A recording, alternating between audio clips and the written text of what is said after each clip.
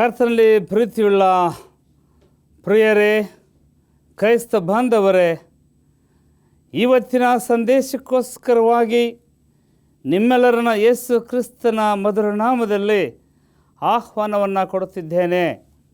ಒಂದು ಸಣ್ಣ ಪ್ರಾರ್ಥನೆಯನ್ನು ಮಾಡಿ ದೇವ ಸಂದೇಶಕ್ಕೆ ಹೋಗೋಣವೇ? ಪ್ರಾರ್ಥಿಸೋಣ. ನಮ್ಮನ್ನು ಬಹಳವಾಗಿ ಪ್ರೀತಿ ಮಾಡಿದ ನಮ್ಮ ಯೇಸುವೆ, ಪ್ರಭುವೆ, ರಕ್ಷಕನೇ, ಲೋಕದ ಒಡೆಯನೇ, ಇಗೋ ಈ ವಿಶ್ವಾಸದ ದಿನಕ್ಕೋಸ್ಕರ ಸ್ತೋತ್ರ. ನಿನ್ನ ನಾಮವನ್ನು ಕೊಂಡಾಡ್ತಕ್ಕಂಥ ಎಲ್ಲ ನಿನ್ನ ಭಕ್ತರನ್ನು ಆಶೀರ್ವದಿಸಿ ಕರುಣಿಸಿ ಕಾದು ಕಾಪಾಡುತ್ತ ಬಾ. ತಂದೆಯಾದ ದೇವರೇ, ನೀನು ಪ್ರೀತಿ ಮೇನು, ಪ್ರೀತಿ ಸಾಗರನು, ಕೃಪಾಭರಿತನಾಗಿರ್ತಕ್ಕಂಥ ತಂದೆ, ನಮ್ಮ ಬಾಯಲ್ಲಿ ಬರತಕ್ಕಂಥ ಮಾತುಗಳನ್ನು ನೀನು ಆಲಿಸಿ ನಮ್ಮನ್ನು ಆಶ್ರಯಿಸಬೇಕಾಗಿ ಯೇಸು ಕ್ರಿಸ್ತನ ದೇವನಾಮದಲ್ಲಿ ಬೇಡಿಕೊಳ್ತೇವೆ ಸ್ವಾಮಿ, ಆಮೇನ್. ಪ್ರಿಯ ಸಹೋದರ ಸಹೋದರಿಯರೇ, ಇವತ್ತು ನಿಮ್ಮನ್ನು ಸಂಧಿಸಲು ನನಗೆ ಬಹಳ ಸಂತೋಷವಾಗುತ್ತದೆ.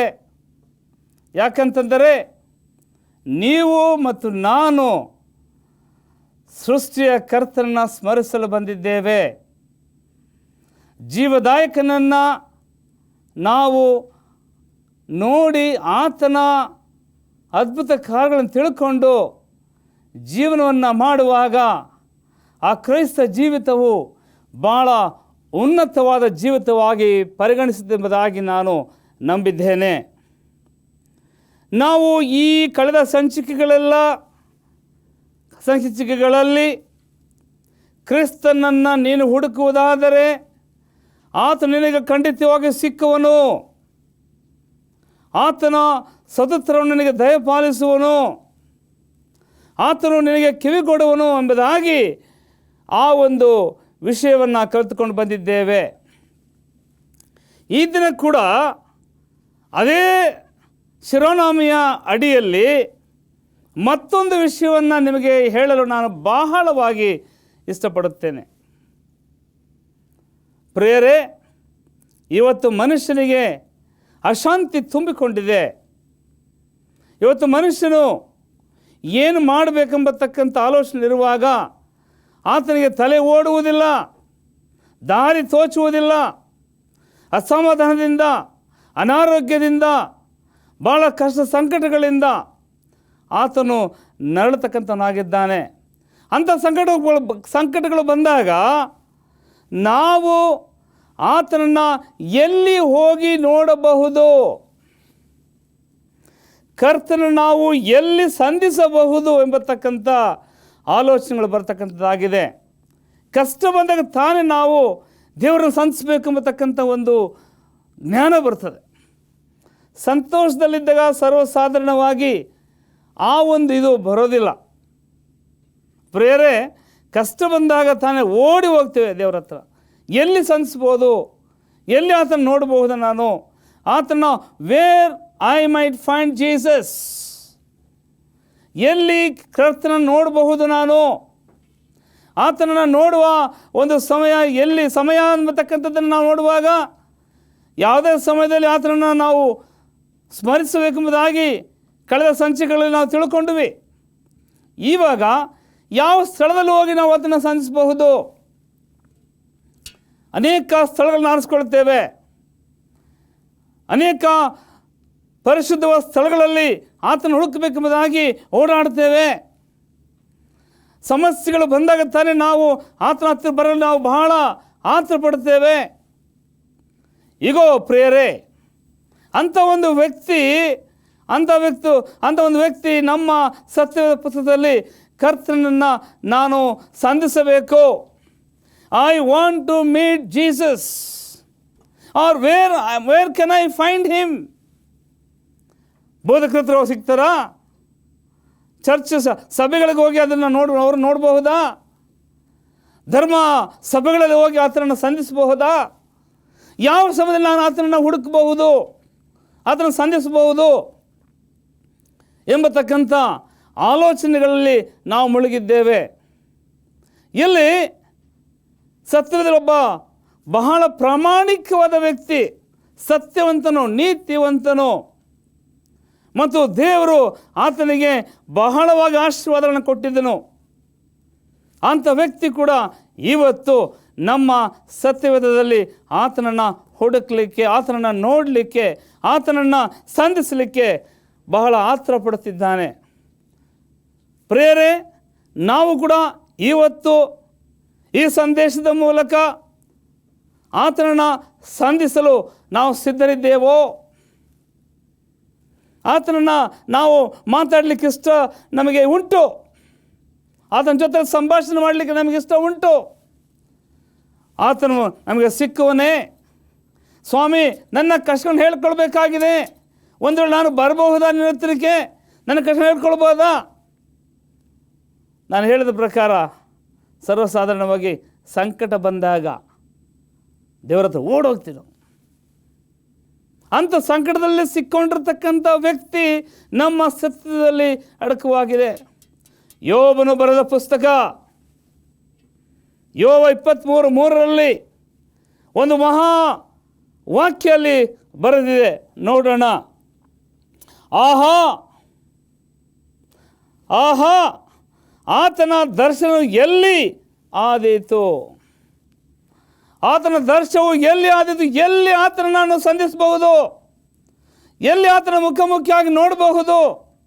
ಎಲ್ಲಿ ಆತನ ಜೊತೆಯಲ್ಲಿ ಸಂಭಾಷಣೆ ಮಾಡಬಹುದು ಎಂಬತಕ್ಕಂಥ ಭಾಳ ಕಾತರದಿಂದ ನಾವು ಆತನ ನೋಡಲಿಕ್ಕೆ ನಾವು ಕಾಯ್ತಾ ಇದ್ದೇವೆ. ಪ್ರಿಯರೇ, ಯೋಬನು ಅನೇಕ ಸಾರಿ ಅನೇಕ ಸಮಸ್ಯೆಗಳು ಸಿಕ್ಕೊಂಡನು. ಆತನ ಬಗ್ಗೆ ಅನೇಕರಿಗೆ ತಿಳಿದಿರಬಹುದು. ಮರಣಕರ ವ್ಯಾಧಿಯಲ್ಲಿ ಆತನು ಬಿದ್ದನು. ಆತನ ಮೈಯೆಲ್ಲ ಬೊಬ್ಬೆಗಳು ಬಂದವು, ಹುಣ್ಣುಗಳಾದವು. ಒಂದು ಸಂದರ್ಭದಲ್ಲಿ ಯಾರು ಆತನನ್ನು ಹೋಗಿ ನೋಡಲಿಕ್ಕೆ ಸಾಧ್ಯವಾಗಲಿಲ್ಲ. ಆತನ ಹತ್ತಿರಕ್ಕೆ ಹೋದ ತಕ್ಷಣ ಒಂದು ದುರ್ವಾಸನೆ ಬರ್ತಾ ಇತ್ತು. ಆತನ ಮೈಯೆಲ್ಲ ಹುಣ್ಣಾಗಿ ಅವನಿಗೆ ಬಹಳ ಘೋರಕರವಾದ ಕಾಯಿಲೆ ಬಿದ್ದಿದ್ದನು ಯೋಬನು. ನಾನು ಹೇಳಿದ ಪ್ರಕಾರ ದೇವರು ಆರಿಸಿಕೊಂಡ ವ್ಯಕ್ತಿ, ದೇವರಿಗೆ ಪರಿಶುದ್ಧವಾದ ನಡೀತಕ್ಕಂಥ ವ್ಯಕ್ತಿ, ಆತನು ಇಂಥ ಕಷ್ಟದಲ್ಲಿ ಸಿಕ್ಕೊಂಡಾಗ ಯಾರೂ ಬರಲಿಲ್ಲ. ಆತನ ಗಾಯಗಳನ್ನು ನಾಯಿಗಳು ಬಂದು ನೆಕ್ತಾ ಇದ್ದವು. ಪ್ರೇರೆ, ಆ ಸಮಯದಲ್ಲಿ ಆತನ ಹೆಂಡತಿ, ಆತನ ಮಡದಿ ಬಂದು, ಅಯ್ಯೋ ನೀನು ಇಂಥ ಕಷ್ಟ ಸಿಕ್ಕೊಂಡಿದ್ದೀಯಲ್ಲ, ನಿನ್ನ ನಂಬಿದ ದೇವರನ್ನು ನೀನು ಶಪಿಸಿ ನಿನ್ನ ಹಿಂದೆ ಬಾ ಎಂಬುದಾಗಿ ಆತನನ್ನು ಬಹಳವಾಗಿ ಹೀನ ಸ್ಥಿತಿಯಲ್ಲಿ ಮಾತಾಡ್ತಕ್ಕಂಥ ಸಂದರ್ಭ ನಾವು ಕಾಣುತ್ತೇವೆ. ಆದರೂ ಕೂಡ ಯೋಬನ ನಂಬಿಕೆ ಅಲಗಾಡಲಿಲ್ಲ, ಯೋಬನ ನಂಬಿಕೆ ಕೊಂದಿ ಹೋಗಲಿಲ್ಲ.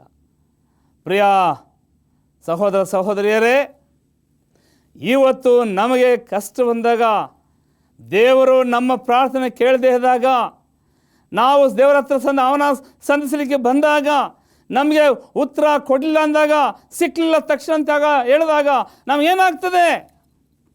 ಓಹ್, ದೇವರೇ ಇಲ್ಲ, ನನ್ನ ಕಷ್ಟಗಳನ್ನ ದೇವರು ನನಗೆ ಪಾರು ಮಾಡ್ತಾ ಇಲ್ಲ, ಎಲ್ಲಿದ್ದಾನ ದೇವರು, ಯಾವ ದೇವರು ಎಂಬುದಾಗಿ ಶಪಿಸಿ, ಯೋಬನ ಹೆಂಡತಿ ಯಾವ ರೀತಿ ಆತನ ಶಪಿಸಿದಳೋ, ಯೋಬನ ಹೆಂಡತಿ ಯಾವ ರೀತಿ ಅಪನಂಬಿಕೆಯ ಜೀವಿತ ಜೀವಿಸಿದಳೋ, ಅದೇ ರೀತಿ ನನ್ನ ಮತ್ತು ನಿಮ್ಮ ಅನುಭವ ಒಂದೊಂದ್ಸರಿ ಆಗಬಹುದು ಪ್ರಿಯರೇ. ಆದ್ದರಿಂದ ಇವತ್ತು ಯೇಸು ಕ್ರಿಸ್ತನನ್ನು ಸಂಧಿಸಲು ನಾವು ಬಂದಿದ್ದೇವೆ.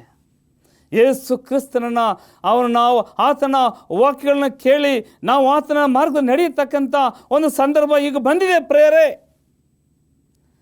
ಪಾಪದ ಜೀವಿತವನ್ನು ನಾವು ಜೀವಿಸಿ ಈ ಪಾಪದ ಲೋಕದಲ್ಲಿ ಎಲ್ಲ ಕಷ್ಟ ಸಂಕಟಗಳನ್ನು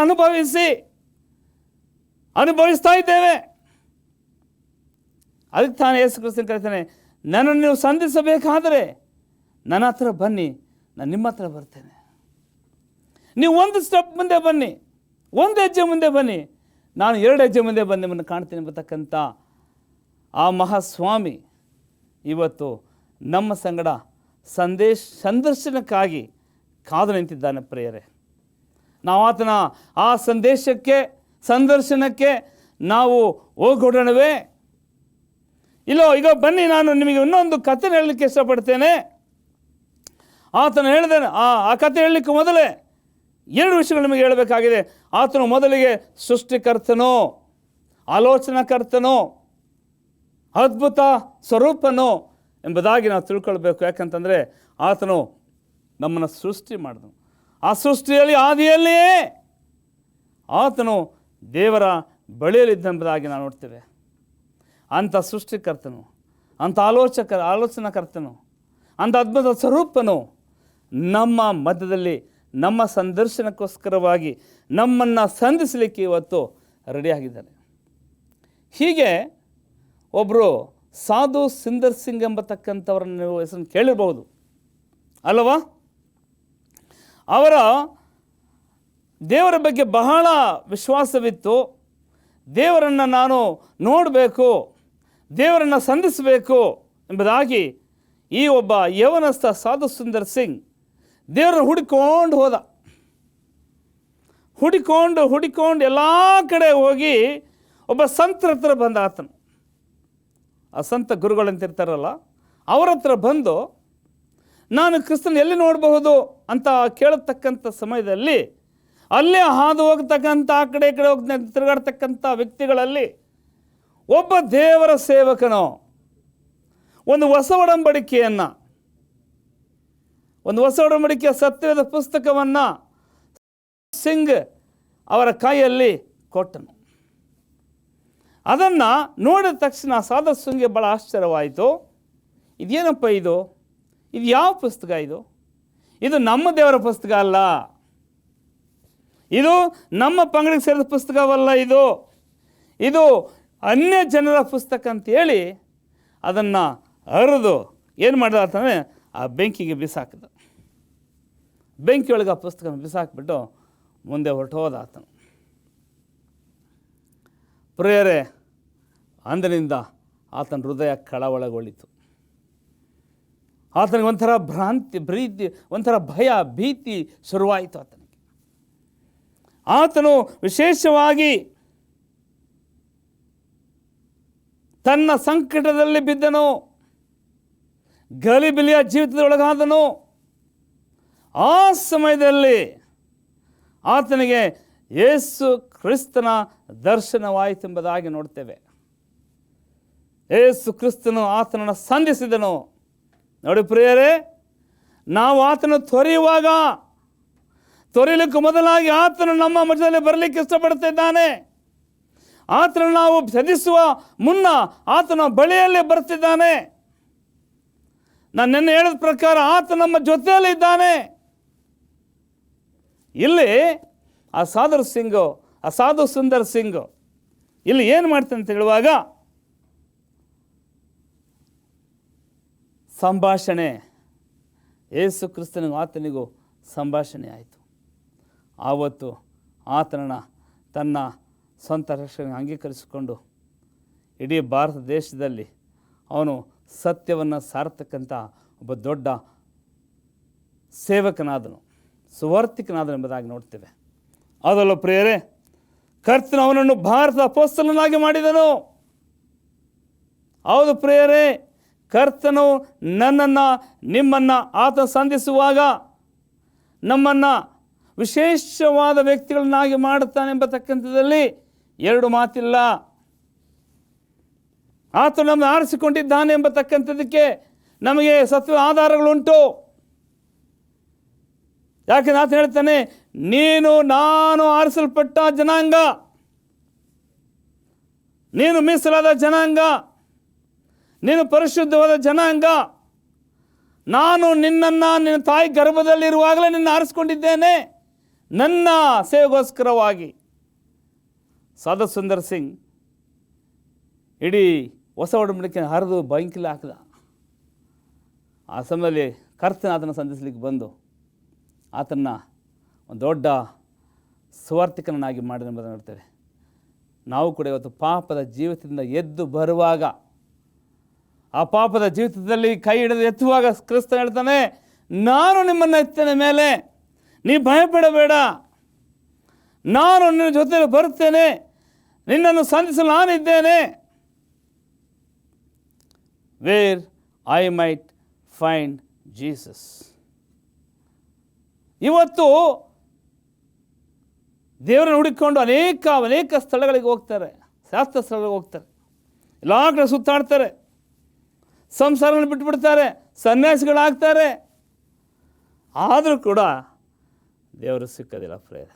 ದೇವರು ಸಿಕ್ಕೋದು ನಾವು ಹುಡುಕುವಾಗ, ಮನಪೂರ್ವಕವಾಗಿ ಹುಡುಕುವಾಗ, ಉಪವಾಸದಿಂದ ಹುಡುಕುವಾಗ, ಭಾಳ ಶ್ರದ್ಧೆಯಿಂದ, ಸಂಪೂರ್ಣ ಹೃದಯದಿಂದ ನಾವು ಆತನ ಹುಡುಕುವಾಗ ಆತ ನಮಗೆ ಸಿಕ್ಕುವನು.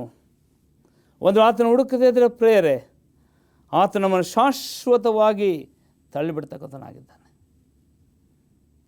ಪ್ರಿಯ ಸಹೋದರ ಸಹೋದರಿ, ಇವತ್ತು ವಿಶೇಷವಾಗಿ ಕರ್ತನನ್ನು ಸಂಧಿಸಲು ನಾವು ಬಂದಿದ್ದೇವೆ. ಕರ್ತನ ನಮ್ಮ ಸಂಧಿಸನು ಯಾವ ರೀತಿ ಸಾಧು ಸುಂದರ್ ಸಿಂಗ್ನ ಸಂಧಿಸನು, ಯಾವ ರೀತಿ ಯೋಬನನ್ನು ದೇವರು ಸಂಧಿಸಿದನು. ಯೋಬನಿಗೆ ಕಷ್ಟ ಬಂದಾಗ ದೇವರ ಹತ್ತಿರಕ್ಕೆ ಬಂದು ಸೈತಾನು ಕೂಡ ಅದನ್ನು ಸೈತಾನ್ ನನ್ನ ಸೇವಕರನ್ನು ಬಿಟ್ಟು ನೀನು ಓಡಿ ಹೋಗು, ದೂರ ಹೋಗಂದ್ರು. ಇವತ್ತು ಮನ ತಿರುಗಿದ ಪಾಪಿಯನ್ನು, ಸಂಪೂರ್ಣ ಹೃದಯ ಒಪ್ಪಿಸಿಕೊಳ್ಳೋ ಪಾಪಿಯನ್ನು ದೇವರು ಆಶೀರ್ವದಿಸಲಿಕ್ಕೆ ಇವತ್ತು ಇಚ್ಛೆಪಡುತ್ತಾನೆ, ಸಂಧಿಸಲಿಕ್ಕೆ ಇಷ್ಟಪಡ್ತಾನೆ ಪ್ರಿಯರೇ. ಯೆಶಾಯ 59:2 ಹೇಳ್ತದೆ, ಭಾಳ ಚೆನ್ನಾಗಿ ಹೇಳ್ತದೆ ನೋಡಿ. ಏನು ಹೇಳ್ತದೆ ಇಲ್ಲಿ? ಆದರೆ ನಿಮ್ಮ ಅಪರಾಧಗಳೇ ನಿಮ್ಮ ದೇವರಿಂದ ನಿಮ್ಮನ್ನು ಅಗಲಿಸುತ್ತಾ ಬಂದಿವೆ, ನಿಮ್ಮ ಪಾಪಗಳೇ ಆತನು ಕೇಳಲಾರದಂತೆ ಆತನ ಮುಖಕ್ಕೆ ಅಡ್ಡವಾಗಿವೆ. ಏನು ಅಡ್ಡವಾಗಿದೆ ಇವತ್ತು ನಮಗೆ? ಪ್ರಾಪಂಚಿಕವಾದ ಚಿಂತೆಗಳು ಅಡ್ಡವಾಗಿವೆ ನಮ್ಮ ಕ್ರೈಸ್ತ ಜೀವಿತದಲ್ಲಿ. ಪ್ರಿಯರೇ, ನಮ್ಮನ್ನು ಅಡ್ಡಿಯಾಗಿರ್ತಕ್ಕಂಥದ್ದು ಪಾಪ ಗೋಡೆಯಾಗಿ ನಿಂತಿದೆ. ಈ ಲೋಕದ ಆಶಾಪಾಸಗಳು ಗೋಡೆಯಾಗಿ ನಿಂತಿದೆ. ಯಾಕಂದ್ರೆ ನಾವು ಆತನ ಮುಖಾಮುಖಿ ನೋಡಲಿಕ್ಕೆ ಆಗ್ತಾ ಇಲ್ಲ. ಆದರೆ ಕರ್ತನ ಗಳಿಸ್ತಿದ್ದಾನೆ, ಭಯಪಡಬೇಡಿ, ನೀವು ನನ್ನ ಸಂಧಿಸುವುದಾದರೆ ಖಂಡಿತವಾಗಿ ನಾನು ಸಂಧಿಸ್ತೇನೆ. ಸಾಧು ಸುಂದರ್ ಸಿಂಗ್ ಜೊತೆಯಲ್ಲಿ ಸಂಧಿಸಿರು ದೇವರು. ಯೋಬನ ಜೊತೆಯಲ್ಲಿ ಸಂಧಿಸಿದರು. ಮೋಶೆ ಸಂಗಡ ಮಾತಾಡಿದನು, ಅಬ್ರಹಾಮನ ಸಂಗಡ ಮಾತಾಡಿದನು, ಇಸ್ರಾಯೇಲ್ ಜನಾಂಗದ ಜೊತೆಯಲ್ಲಿ ಮಾತಾಡಿದನು ಎಂಬುದಾಗಿ ಹೇಳ್ತಾರೆ. ನೋಡಿ, ಅವರು ಐಗುಪ್ತ ದೇಶದಿಂದ ಕಾನಾನ್ ದೇಶಕ್ಕೆ ಪ್ರಾಣಿ ಮಾಡಿಕೊಂಡು ಹೋಗ್ತಿರುವಾಗ ಅಗ್ನಿ ಸ್ತಂಭವಾಗಿಯೂ ಮೇಘ ಸ್ತಂಭವಾಗಿಯೂ ಅವರ ಜೊತೆಯಲ್ಲಿ ಹೋದನೆಂಬುದಾಗಿ ಹೇಳ್ತದೆ. ನಾವು ಸತ್ಯವೇದವನ್ನು ಸಂಪೂರ್ಣವಾಗಿ ಪಠನ ಮಾಡುವಾಗ ಎಂಥ ನಿಕಟವಾದ ವಿಷಯಗಳನ್ನು ದೇವರು ನಮಗೆ ಬಿಚ್ಚಿಡ್ತಕ್ಕಂಥ ಪ್ರಿಯರೇ, ಆ ತಲಾಂತನ ನಮಗೆ ಕೊಡ್ತಾನೆ. ಯಾಕಂದರೆ ನಾವು ಸಂಪೂರ್ಣ ಹೃದಯದಿಂದ ಆತನ ಬಳಿಗೆ ಬರಲಿಕ್ಕೆ ನಾವು ಇಚ್ಛಿಸ್ತೇವೆ. ನಾವು ಇಚ್ಛಿಸುವುದರಿಂದ ಆತನು ನಮ್ಮ ಬೆಳಗ್ಗೆ ಬರ್ತಕ್ಕಂಥ ಪ್ರಿಯರೇ. ವಿಶೇಷವಾಗಿ ಅಬ್ರಹಾಮನ ದೇವರನ್ನು ಸಂಧಿಸುವಾಗಲ್ಲ ಆತನ ದೇವರು ನೋಡಿದ್ರು ಪ್ರೇಯರ್. ವಿಶೇಷವಾದ ಅಬ್ರಹಾಮನ ಎಲ್ಲಿ ಕಂಡು, ಅಬ್ರಹಾಮನ ದೇವರ ಒಂದು ಪ್ರಸನ್ನತೆ ಎಲ್ಲಿ ಕಂಡನು? ಆತನೊಬ್ಬನೇ ಮಗನನ್ನು ಅರ್ಪಿಸ್ತಕ್ಕಂಥ ಸಮಯದಲ್ಲಿ ದೇವರು ಆತನನ್ನು, ಅಬ್ರಹಾಮನೇ ನಿಲ್ಲಿಸು, ನಿನ್ನ ನಂಬಿಕೆಯನ್ನು ಮೆಚ್ಚಿದ್ದೇನೆ, ನಿನಗೆ ನಾನು ಸಹಾಯ ಮಾಡುತ್ತೇನೆ, ನಿನಗೆ ಎಲ್ಲವನ್ನು ನಾನು ನಿನಗೆ ಮೆಚ್ಚಿ, ನಿನ್ನ ನಂಬಿಕೆಯನ್ನು ಮೆಚ್ಚಿ ನಿನ್ನ ಸಂತಾನವನ್ನು ನಾನು ಹೆಚ್ಚಿಸುತ್ತೇನೆ ಎಂಬುದಾಗಿ ಆತನು ಹೇಳಿದನು ಪ್ರಿಯರೇ. ವಿಶೇಷವಾದ ರೀತಿಯಲ್ಲಿ ಅಬ್ರಹಾಮನ ಜೊತೆಯಲ್ಲಿ ಮಾತನಾಡಿದ ಆ ದೇವರು, ಅಬ್ರಹಾಮನ ಜೊತೆಯಲ್ಲಿ ಮೋಶೆ ಜೊತೆಯಲ್ಲಿದ್ದ ಆ ಯೇಸು ಕ್ರಿಸ್ತನು ಇವತ್ತು ನಮ್ಮ ಜೊತೆ ಇರ್ತಕ್ಕಂಥವನಾಗಿದ್ದಾನೆ ಪ್ರಿಯರೇ. ಸೊಲೊಮೋನ ರಾಜನು ಆಲವನ್ನು ಕಟ್ಟುವಾಗ ಅವನ ಸಂಗಡ ಯೇಸು ಇದ್ದನೆಂಬುದಾಗಿ ಇಲ್ಲಿ ಹೇಳ್ತದೆ ಪ್ರಿಯರೇ. ದೇವರ ಪ್ರಸನ್ನತೆ ಅವ್ರ ಜೊತೆಯಲ್ಲಿ ಹೋಯಿತು, ಸಂಪೂರ್ಣವಾಗಿ ದೇವರ ಪ್ರಸನ್ನತೆ ಅವ್ರ ಜೊತೆಯಲ್ಲಿ ಇತ್ತು ಎಂಬುದಾಗಿ ನಾನು ನಿಮಗೆ ತಿಳಿಸಲ್ಪಡ್ತೇನೆ ಪ್ರಿಯರೇ. ಯೇಸು ದೇವಾಲಯದೊಳಗೆ ಸೊಲೊಮೋನನ ಮಂಟಪದಲ್ಲಿ ತಿರುಗಾಡಿದನು. ಅದನ್ನು ನಾವು ಯೋಹಾನ 10 ಮತ್ತು 23 ನಾವು ಓದ್ತಕ್ಕಂಥರಾಗಿದ್ದೇವೆ ನನ್ನ ಪ್ರಿಯರೇ. ನೋಡು, ಆತನ ಮಂಟಪ ಕಟ್ಟುವಾಗ ಆತನ ತಿರುಗಾಡಿದನು, ದೇವಾಲಯದಲ್ಲಿ ತಿರುಗಾಡಿದನು ಯೇಸು ಕ್ರಿಸ್ತನು. ಮತ್ತು 1 ಕೊರಿಂಥ 3ನೇ ಅಧ್ಯಾಯ 16, 6ನೇ ಅಧ್ಯಾಯ 19ನೇ ವರ್ಷದಲ್ಲಿ ನಿಮ್ಮ ಹೃದಯಗಳು ಆತನನ್ನು ಸಂಧಿಸಲು ಸಿದ್ಧವಾಗಲಿ, ಆತ ನಿಮ್ಮಲ್ಲಿ ತಂಗುವಂತೆ ನಿಮ್ಮ ಹೃದಯಗಳನ್ನು ಸಿದ್ಧ ಮಾಡಿಕೊಳ್ಳಿರಿ. ಆತನು ನಮ್ಮಲ್ಲಿ ತಗ್ಗುವಂತೆ, ನಮ್ಮಲ್ಲಿ ಜೀವಿಸುವಂತೆ ನಮ್ಮ ಹೃದಯಗಳನ್ನು ನಾವು ಸಿದ್ಧ ಮಾಡಿಕೊಳ್ಬೇಕಾಗಿದೆ ಪ್ರಿಯರೇ. ಇವತ್ತು ಹೃದಯಗಳು ನಮಗೆ ಕಠಿಣವಾಗಿದೆ, ಹೃದಯಗಳು ಕೆಟ್ಟು ಹೋಗಿದೆ. ಹೃದಯವು, ಮುಂದಿನ ಸಂಚಿಕೆಯಲ್ಲಿ ನಾನು ಹೃದಯದ ಬಗ್ಗೆ ಭಾಳ ಚೆನ್ನಾಗಿ ಒಂದು ಪ್ರಸಂಗವನ್ನು ಮಾಡಲಿಕ್ಕೆ ಬರ್ತಾ ಇದ್ದೇನೆ. ಇವತ್ತು ಮನುಷ್ಯನ ಹೃದಯ ಬಹಳ ಕೆಟ್ಟು ಹೋಗಿದೆ, ಗಟ್ಟಿಯಾಗಿದೆ. ಒಂದು ಬಲವಾದ ಹಠಮಾರಿತನದ ಹೃದಯದಲ್ಲಿ ನಾವಿದ್ದೇವೆ. ದೇವರು ಸಂಧಿಸಲು ನಾವು ಕಷ್ಟಪಡ್ತಾ ಇದ್ದೇವೆ ಪ್ರಿಯ ಸಹೋದರ ಸಹೋದರಿ. ಇವತ್ತು ನಿಮ್ಮನ್ನು ನನಗೆ ವಿಶೇಷವಾದ ಕರೆಯನ್ನು ಕೊಡ್ತಿದ್ದೇನೆ. ಬನ್ನಿ, ದೇವರನ್ನು ಸಂಧಿಸೋಣ, ಆ ಸೃಷ್ಟಿಕರ್ತನನ್ನು ಸ್ಮರಿಸೋಣ. ನಮ್ಮ ಎಲ್ಲ ಸಮಸ್ಯೆಗಳು ಕಾರಣಕರ್ತನಾಗಿರ್ತಕ್ಕಂಥ ಆ ಯೇಸು ಕ್ರಿಸ್ತನನ್ನು ನಾವು ಇವತ್ತು ಕಂಡು ಅನುಭವಿಸಿ ಆತನ ದಾರಿಯಲ್ಲಿ ನಡೆಯಬೇಕಾಗಿದೆ ನನ್ನ ಪ್ರಿಯ ಸಹೋದರ ಸಹೋದರಿಯರೇ. ಆತನ ಸಂಧಿಸಲು ನಮಗೆ ಬಹಳ ಬೇಕಾಗಿದೆ ಪ್ರಿಯರೇ. ಆತನ ಸಂಧಿಸುವಾಗ ನಾವೇನು ಆತನ ಸ್ತುತಿಸುತ್ತೇವೆ. ರಾಗಗಳಿಂದ, ವಾಕ್ಯಗಳ ಕಲಿಯುವುದರಿಂದ, ವಾಕ್ಯಗಳನ್ನ ಹೇಳುವುದರಿಂದ ಆತನನ್ನು ನಾವು ಸ್ತುತಿಸುವ ಮಕ್ಕಳಾಗಿರಬೇಕಾಗಿದೆ. ಆತನ ಸ್ತುತಿಸುವಾಗ ನಮಗೆ ಆ ಒಂದು ಭಯ ಭಕ್ತಿಯ ಜೀವಿತ ನಮಗೆ ಬರುತ್ತದೆ. ನನ್ನ ಮನವೇ ಯೆಹೋವನನ್ನು ಕೊಂಡಾಡು, ಕಿನ್ನರಗಳಿಂದ, ದಮ್ಮಡಿಗಳಿಂದ, ನಿಮ್ಮ ಸ್ವರಗಳಿಂದ ಆತನ ಎತ್ತಿ ಕೂಗು.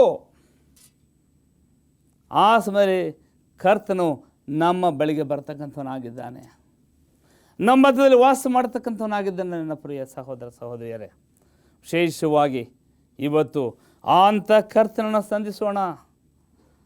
I want to see Jesus. ನಾನು ಕರ್ತನ ಸನ್ನಿಧಿಗೆ ಬರಬೇಕು, ಕರ್ತನದಲ್ಲಿ ನಾನು ಆತನನ್ನು ಭಜಿಸಬೇಕೆಂಬತಕ್ಕಂಥ ಆ ಒಂದು ಮನೋಭಾವದಿಂದ ಬಂದಾಗ ನಮ್ಮನ್ನು ಖಂಡಿತವಾಗಿ ಕರ್ತನ ನಮ್ಮನ್ನು ಆಶೀರ್ವದಿಸ್ತಾನೆ.